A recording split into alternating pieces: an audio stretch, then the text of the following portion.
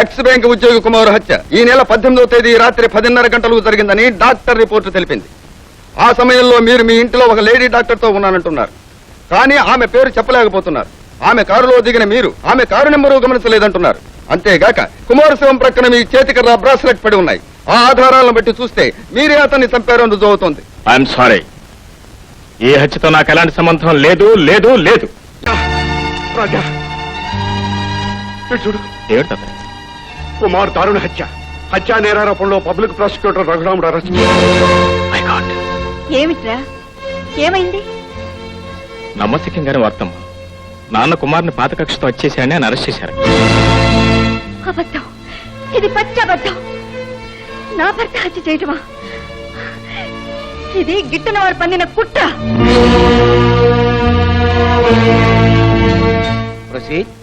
X bank ఉద్యోగి కుమార్ హత్య ఈ నెల 18వ తేదీ రాత్రి 10:30 గంటలకు జరిగిందని డాక్టర్ రిపోర్టు తెలిపింది. ఆ సమయంలో మీరు మీ ఇంట్లో ఒక లేడీ డాక్టర్తో ఉన్నానంటున్నారు. కానీ ఆమె పేరు చెప్పలేకపోతున్నారు. ఆమె కారులో దిగిన మీరు ఆమె కారు నెంబరు గమనించలేదంటున్నారు. అంతేగాక కుమారశివం ప్రక్కన మీ చేతికర్ర బ్రాస్లెట్ పడి ఉన్నాయి. ఆ ఆధారాలను బట్టి చూస్తే మీరే అతన్ని చంపారని రుజువు అవుతోంది. ఐఎమ్ సారీ, ఈ హత్యతో నాకు ఎలాంటి సంబంధం లేదు లేదు లేదు.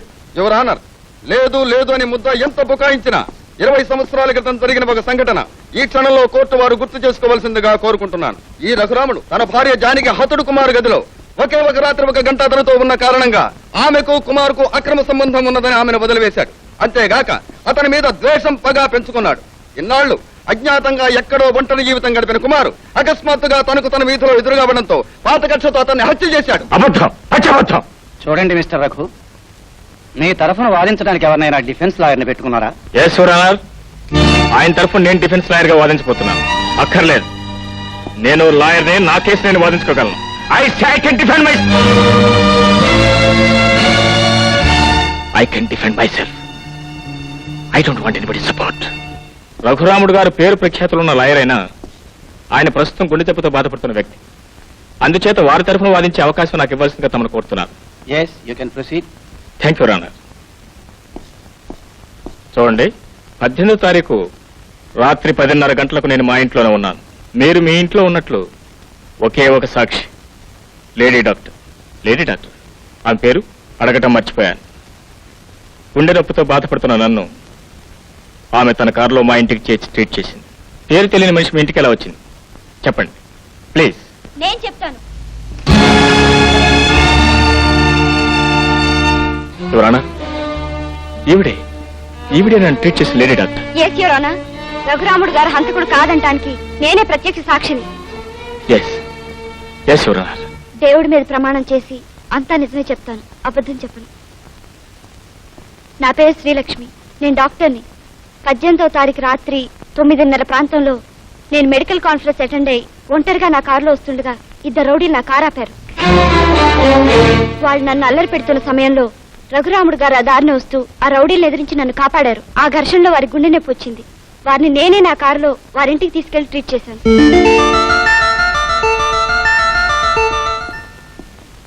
మీరు రఘురాముడు గారిని వారింటి దగ్గర చేసినప్పుడు టైం అంతా చెప్పగలరా? 10 గంటల 10 నిమిషాలు. వారింటి నుంచి మళ్ళీ బయటకు వెళ్ళినప్పుడు టైం అంతా చెప్పగలరా? దగ్గర 11 గంటలు అయి ఉండొచ్చు. అంటే ఆ రాత్రి 10 దగ్గర నుంచి 11 గంటల వరకు మీరు ఒంటరిగా ఆయన ఎవరన్నా? పోస్ట్ మార్టం రిపోర్ట్ను బట్టి కుమార్ ఆ రాత్రి సరిగ్గా 10:30 గంటలకు హత్య చేయబడినట్టు నిర్ధారణ అయింది. కానీ అదే సమయంలో ముద్దాయి రఘురాముడు గారు తన ఇంట్లోనే ఉన్నట్టు డాక్టర్ శ్రీలక్ష్మి సాక్ష్యంలో రుజువైంది. దీన్ని బట్టి ముద్దాయి హంతకుడు కాదని, నిర్దోషని తేలినందువల్ల ఆయన విడుదల చేయవలసిందిగా కోర్టు వారిని ప్రార్థిస్తున్నాను. తీర్పు వాయిదా వేస్తూ ముద్దాయి రఘురాముని తాత్కాలికంగా విడుదల చేయవలసిందిగా ఆర్డర్ జారీ చేస్తున్నాను. Thank you.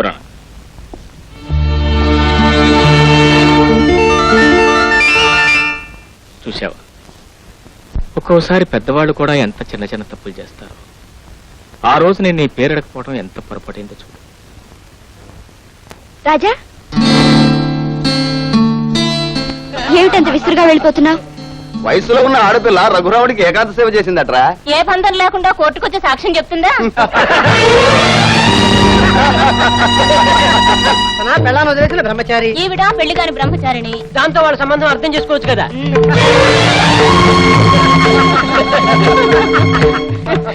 కోటేశ్వరుడు కదా ఒళ్ళో వేసుకుందామని ఆశపడింది.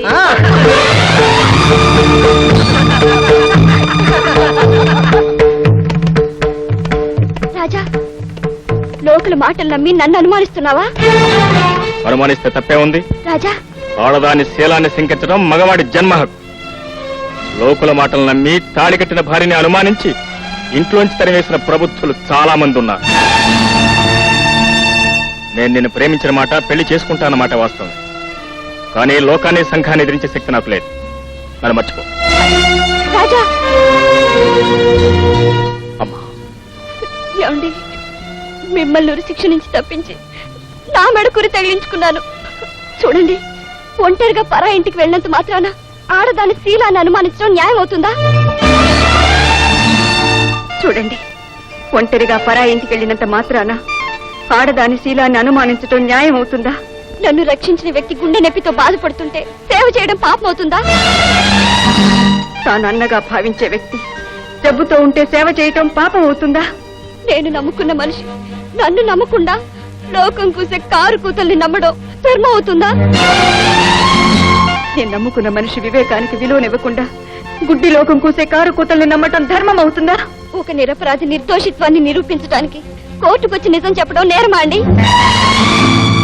నిరపరాధి నిర్దోషిత్వాన్ని నిరూపించడానికి కోర్టుకెళ్లి నిజాన్ని బయట పెట్టడం నేరం అవుతుందా అండి?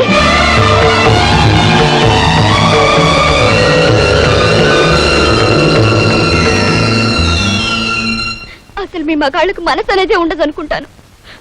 చూడమ్మా, నీ ఆవేదన ఆక్రోశని అర్థం చేసుకున్నాను. అర్థం చేసుకోవటమే కాదు, నాకు కనువిప్పు కలిగించాయి. నీ రాజా నీకు దక్కేలా నేను చేస్తాను. నా మాట ప్లీజ్. రాజా, నువ్వు చెప్పినట్లే వివరాలన్నీ సేకరించా. ఆ రాంబాబు గారు జైల్లోంచి తప్పించి పారిపోయాడు. వాడు పనిచేసేది అష్టలక్ష్మి ప్రసన్న సిద్ధాంత దగ్గరట. వాడి స్థావరం లకోటా క్లబ్ అట.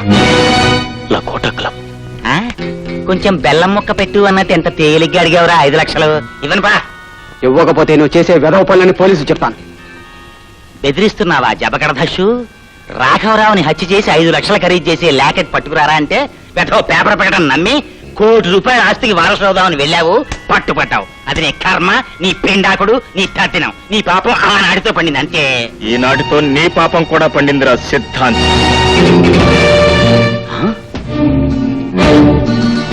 నువ్వా? స్వాగతం సుస్వాగతం జబగడధషు. పాపం పండిన వాళ్లే ఇక్కడికి వస్తారు. నా యొక్క బాడీగార్డులు.